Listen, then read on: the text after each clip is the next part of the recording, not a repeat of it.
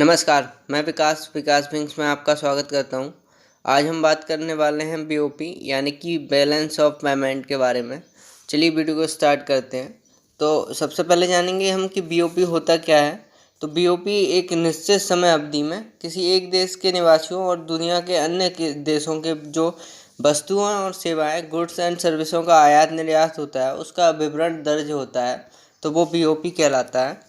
तो बीओपी आपको सिंपल रूप से मैं कहूँ तो अगर इंडिया और चाइना के बीच कोई बिजनेस हो रहा है कि इंडिया ने मान के चलिए वहाँ से कोई चाइनीज़ आइटम मंगाया, या रद्दी सा वही कुछ दिन चलने वाला, तो वैसे भी सबसे बड़ा बिजनेस पार्टनर है चाइना इंडिया का।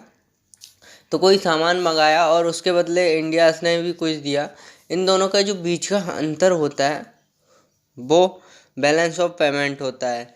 यानी कि अगर मान के चलिए कि इंडिया ने कुछ सामान मंगाया चाइना से 100 रुपये का, और इंडिया ने अपने यहाँ से टमाटर भेज दिए 60 रुपये के, और जो बीच का अंतर हुआ 40 रुपये, वो बैलेंस ऑफ पेमेंट होता है। तो बैलेंस ऑफ पेमेंट के घटक यानी कि किन रूपों में ये किया जाता है, तो ये चालू खाता होता है, करंट अकाउंट, और एक होता है पूंजीगत खाता, कैपिटल अकाउंट। इन दोनों से ये संभव होता है बीओपी। तो चलिए इन दोनों के बारे में जानते हैं। चालू खाता, करंट अकाउंट भी दो प्रकार के होते हैं, एक विजिबल अकाउंट और एक इनविजिबल अकाउंट। तो जो विजिबल अकाउंट में आते हैं वो सिर्फ जैसे कि हम वस्तुओं या गुड्स का एक्सपोर्ट इंपोर्ट करते हैं, जैसे कि जो दिखने वाली चीज़ होती है, टमाटर प्याज जो भी है एग्जांपल के तौर पे, या कोई जैसे कार या कोई बाइक, ये सारी चीज़ें आती है विजिबल में जो गुड्स का होता है। और इनविजिबल में आती हैं सबसे पहले सर्विसेज जैसे कि बैंकिंग मान के चलिए। अब बैंकिंग बोलेंगे आपके चाइना का बैंक इंडिया में क्या करेगा, तो जो करेंसी होती है, जैसे कि हम अगर यूएस से जाते हैं तो उसके लिए हमें जो वहाँ ज़रूरत होती है, तो उसका एक जो यूएस का ब्रांच होगा, बैंक होगा, उसका ब्रांच इंडिया में होता है, उसमें हम ये पैसा जमा करते हैं, वो डॉलर में कन्वर्ट करता है, और जो हम वहाँ यूएस में जाके निकाल सकते हैं। तो ये सर्विसेज हो गई। जो सेकंड आता है इनकम, आय, तो ये प्रॉफिट हो जाता है। जैसे कि वही मैंने अभी बताया था कि हमने 40 का 100 का वहाँ दिया और 40 का उन वहाँ से लिया, और 60 का हमने उन्हें भेज दिया, तो जो 40 का लाभ हुआ वो भी होता है इन्वेस्ट। जैसे कि कोई कंपनी है जो भारत में इन्वेस्ट करना चाहती है, तो इस रूप में भी होता है बीओपी जो दर्ज होता है। लाभांश जो होता है डिविडेंड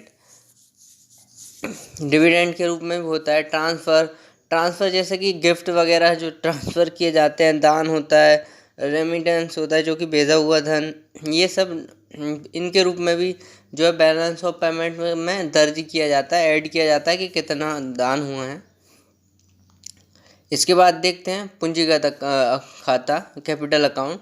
तो कैपिटल अकाउंट में इन्वेस्टमेंट होते हैं, जैसे कि एफडीआई जो फॉरेन डायरेक्ट इन्वेस्टमेंट है, वहाँ से कोई भी जो विदेशी बिजनेसमैन है वो इन्वेस्ट कर सकता है डायरेक्टली, किसी बैंक या कहीं जाने की ज़रूरत नहीं। वो एफडीआई के तहत डायरेक्टली गवर्नमेंट से भी नहीं पूछना, मतलब गवर्नमेंट की इजाज़त के बगैर एफडीआई से वो इन्वेस्ट कर सकता है।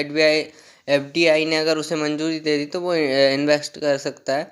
और एफआईआई फॉरेन इंस्टीट्यूशनल इन्वेस्टर होते हैं, वो भी जैसे कि कोई इंस्टीट्यूट में, जैसे कि अपने यहाँ टाटा है, टाटा में उन्होंने इन्वेस्ट कर दिया कि इतना कर दिया, या हमने एप्पल में इन्वेस्ट कर दिया, तो ये इनके तहत कर सकते हैं हम।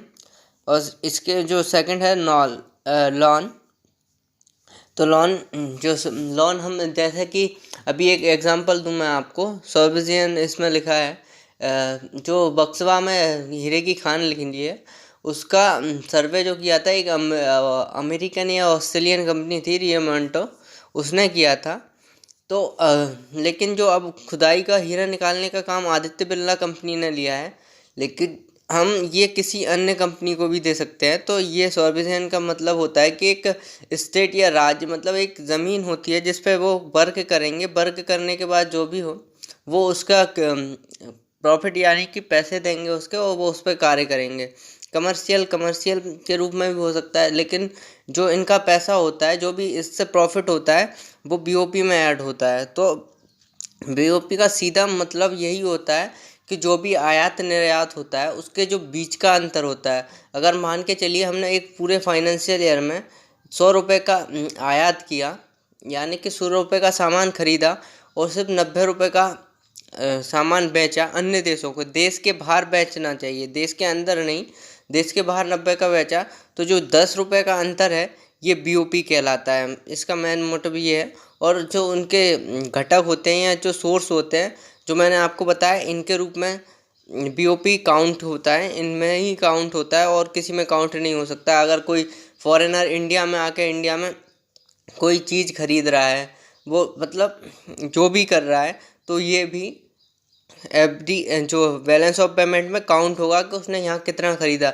लेकिन अगर कोई फॉरेनर इंडिया की जो है सिटीजनशिप लेके यहाँ जो भी खरीद रहा है या कुछ कर रहा है, तो वो उस मामले में बीओपी में जो काउंट नहीं होगा, क्योंकि वो इंडिया का नागरिक है। इंडिया के नागरिक नहीं होते हैं जो नहीं है, वो अगर इन्वेस्ट या जो भी खर्च कर रहे हैं तो वो बैलेंस ऑफ पेमेंट में काउंट होगा। आशा करता हूँ आपको समझ आया होगा। आज की वीडियो में बस इतना ही।